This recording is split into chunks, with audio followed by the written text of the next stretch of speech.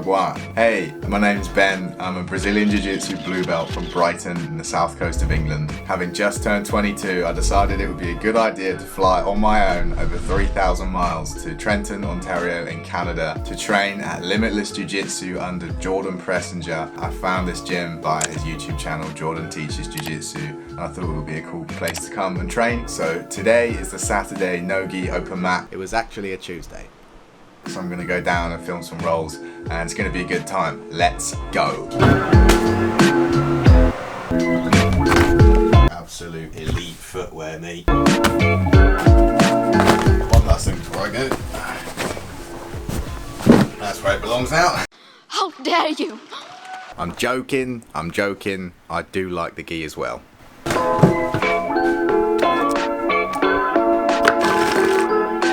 What's the word?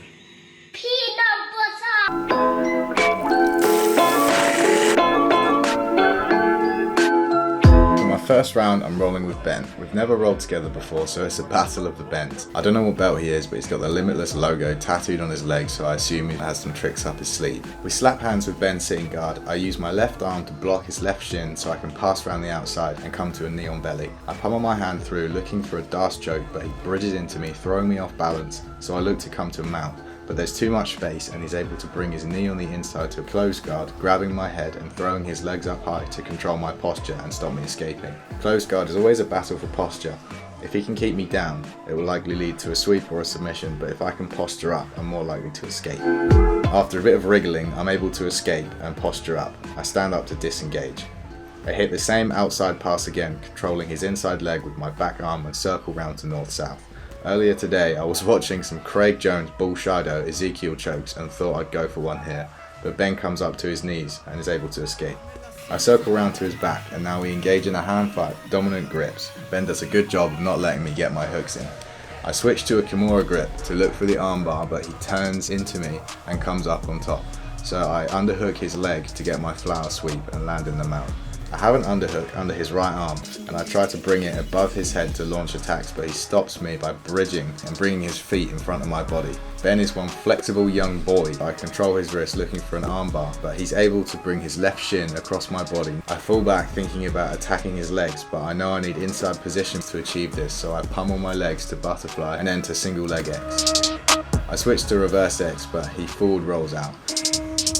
He looks to invert, but I come up and hit this saucy jump back into single leg X to look for an outside heel hook. I catch his heel and to elevate the pressure, he rolls through. I follow him and from this position I'm able to push my hips through his knee to get the finish. We reset and slap hands. Ben stays sitting, so I stand. I get my grip on his left wrist and jump into a rolling Kimura pass. I try to come up to my knees to finish the Kimura, but Ben is doing a good job at keeping his arm inside his body.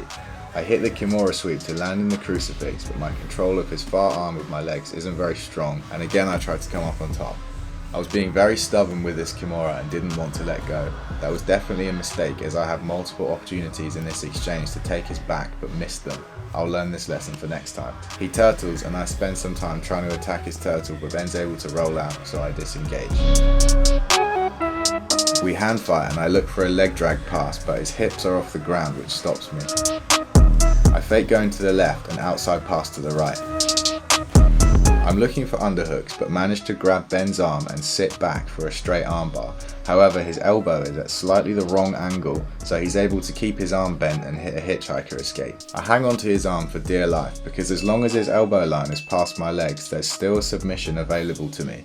Once he slips the elbow line, all possible armbars are gone. I look to switch my legs for an omoplata, but I have my left leg stuck underneath his armpit.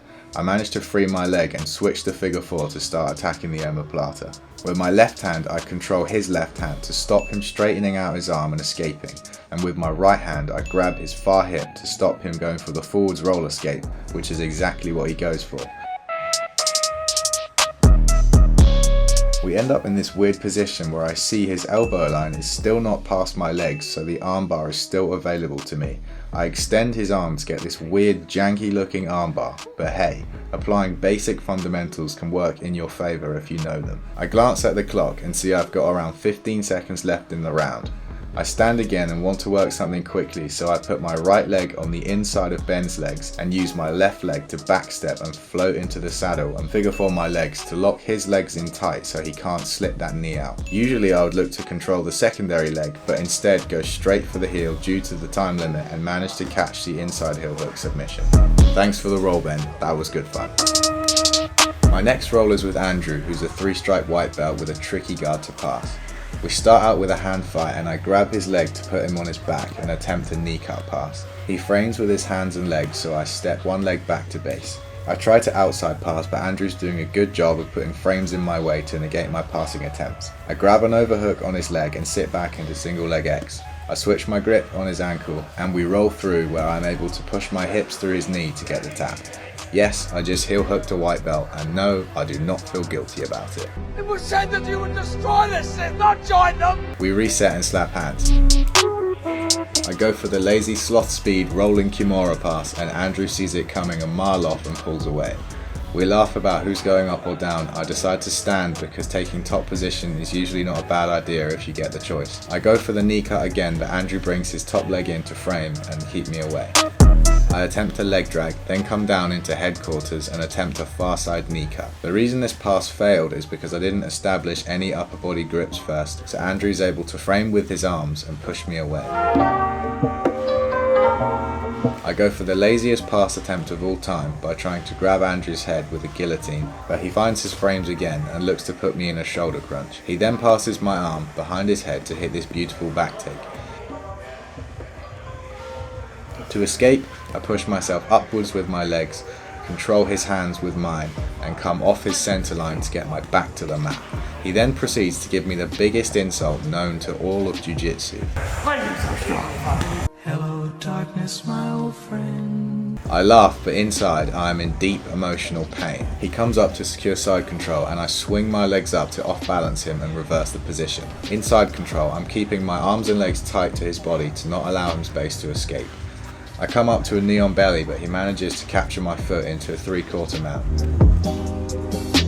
I sit back and figure four my legs to hit this spicy little number, a rolling back take, which to my surprise actually works. Now that I have Andrew's back, the hand fight begins, which can be a very annoying process. I struggle to get my top hook in and realise that I can figure four my legs on Andrew's bottom leg and look for a twister submission. I go 2-on-1 on his top arm, wanting to bring it round the back of my head, but he knows exactly what I'm trying to do, so there's no way he's giving me that arm.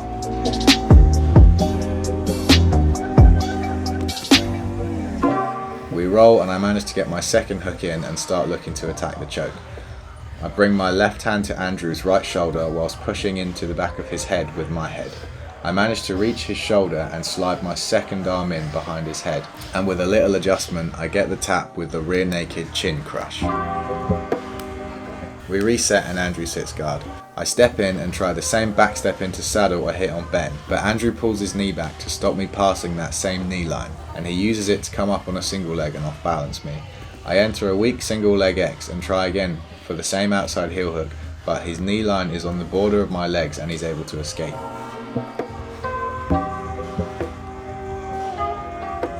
I enter single leg X on the opposite side and try to drag him into 50-50 for a leg lock shootout, but Andrew's doing a good job at keeping his knee line out, so I abandon the position and come on top. I grab both of his legs and try to put him on his back, but in doing so I pulled him right underneath me where he grabs both my ankles and hits the dummy sweep on me. Wow, that was embarrassing. We laugh and have to slap hands because we both know that that shouldn't have happened. He tries to outside pass, but I re-pummel my top leg. He goes for a side smash pass, so I counter with a Kani Basami to enter his legs.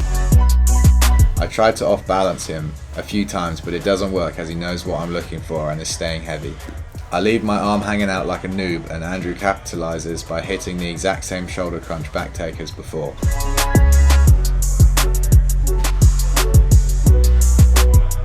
And I counter by hitting the exact same escape as before.